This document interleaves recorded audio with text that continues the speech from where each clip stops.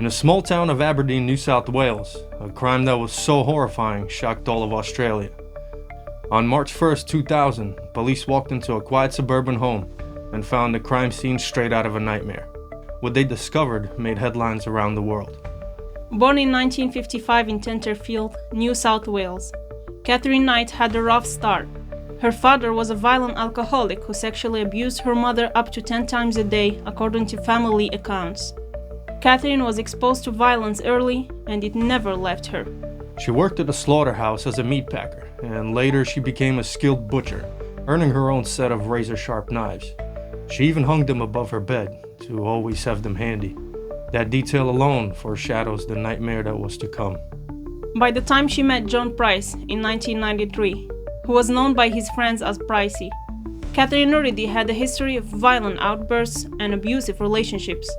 But Price, a 44-year-old father of 3 and a well-liked man in the town of Aberdeen, believed he could handle her. At first, their relationship seemed manageable. But Katherine's jealousy, erratic behavior, and escalating violence made it dangerous.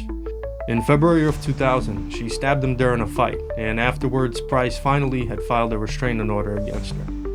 He even told his co-workers, "If I don't come to work tomorrow, it's because she killed me." On February 29, 2000, Katherine bought black lingerie and recorded a cryptic video of her children, interpreted later as a kind of a twisted will. She then headed to Price's house, where he'd sent his kids away for safety. He didn't know this would be his last night alive. She showered, watched TV, and climbed into bed with him. They had sex, and later on he went to sleep. Around 2 a.m., she grabbed the knife she had hidden earlier and stabbed him 37 times in his sleep. As blood sprayed the walls, Price woke up and was scrambling for the light switch. Desperate to escape, he stumbled down the hallway, leaving handprints smeared in blood along the walls. But just as he reached and grabbed the front door, Katherine pulled him back inside. Forensic evidence later showed the brutal chase, as he was dragged down and fatally wounded in the foyer. Then came the part that shocked even the most seasoned detectives. Katherine skinned Price's entire body with the precision of a trained butcher. It was something she had practiced over the years while working in slaughterhouses. She made a clean cut under his collarbones, then sliced straight down his chest and stomach in a T-shape. She carefully peeled the skin away, cutting around his face, ears, scalp, and even his genitals, managing to keep it all connected in one horrifying piece. When she was finished, she hung the skin from a meat hook in the living room doorway, where it dangled like a gruesome curtain, still dripping with blood. But she didn't stop there. Katherine then decapitated Price's skinned body, placed his head into a large pot on the stove, and began cooking it with potatoes, onions, pumpkin, zucchini, and cabbage. On the counter, she placed 2 plates on the kitchen table, each with slices of his cooked butt, some vegetables, and gravy. The plates were labeled with names of Price's children, Beaky and Jonathan. It looked like she was trying to feed their father to them. A third piece of cooked flesh was found outside on the lawn. Investigators believe she may have tried to eat it herself and spit it out. She later claimed to have no memory of any of it. In the lounge room, Price's headless, skinned body was found laid out in a disturbingly staged position.